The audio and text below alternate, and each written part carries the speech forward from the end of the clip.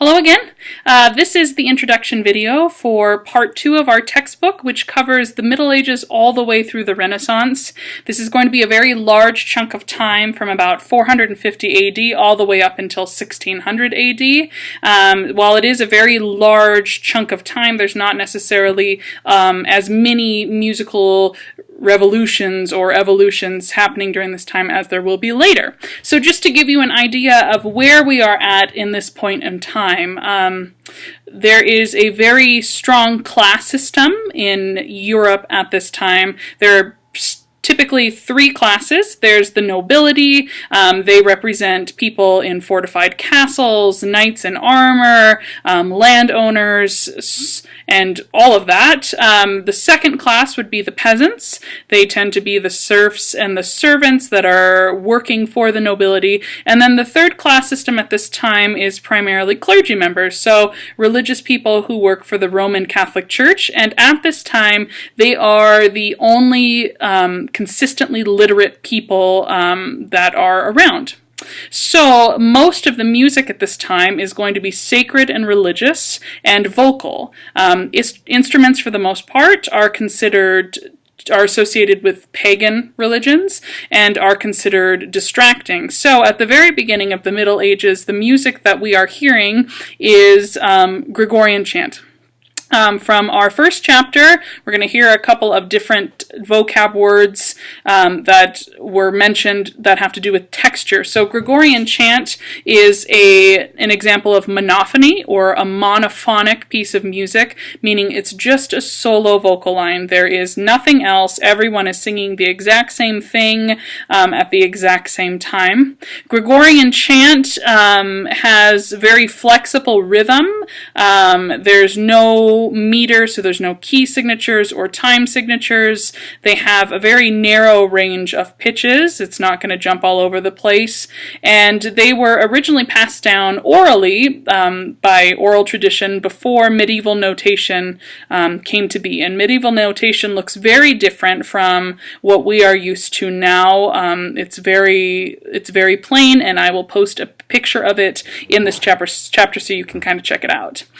So although sacred music was going to be the dominant form of music, there is also secular music happening during the Middle Ages, and what is happening here is the rise of the troubadour. So the image of someone traveling from town to town with a guitar or with a harp or with a fiddle, singing songs, playing music.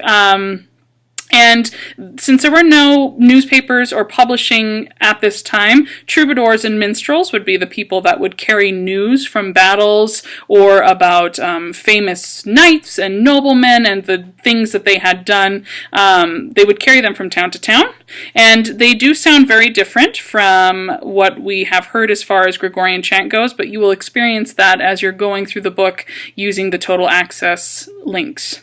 So after 1450, we come to the Renaissance, which is the second half of this chapter. The Renaissance goes from about 1450 to 1600, and it refers to a rebirth of everything. So there's a lot of exploration and a lot of science and a lot of invention happening.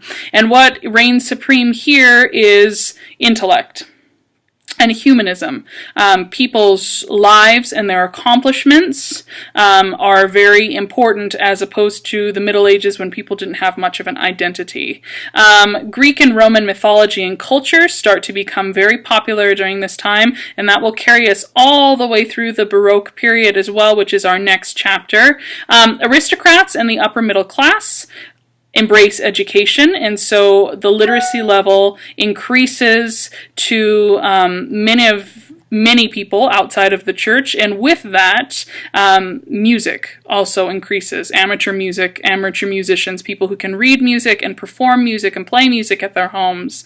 Also, in 1500, the printing press is developed, so books and music are able to be transferred around a lot easier. So with the rise in literacy, we start to see small choirs and small groups of soloists that are performing both sacred and secular music at this time.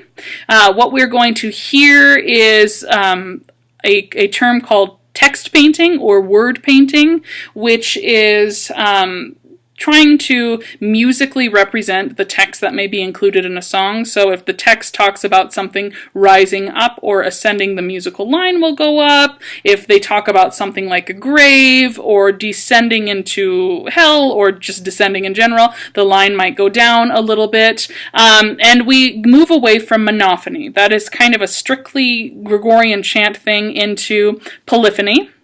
Polyphony is when we have two independent lines happening, two or more happening at the exact same time. Think of it like a round, and homophony happening. So homophony is what we are most used to hearing. It is any sort of solo line with accompaniment. So if you are listening to a band, that is homophonic music because all of the people are working together with the same chords at the same pace at the same time to create the same kind of music. Another thing that is very important during this time, instruments are still not incredibly popular. Most music is going to be a cappella, which means unaccompanied music. If there is an instrument playing along, it's usually just doing exactly what one of the vocalists is doing and not really its own musical part, but that will all change once we get to the Baroque. So, have fun checking out section 2, part 2 of our book. I have a feeling it's going to be some of the more unfamiliar music that you will listen to. It's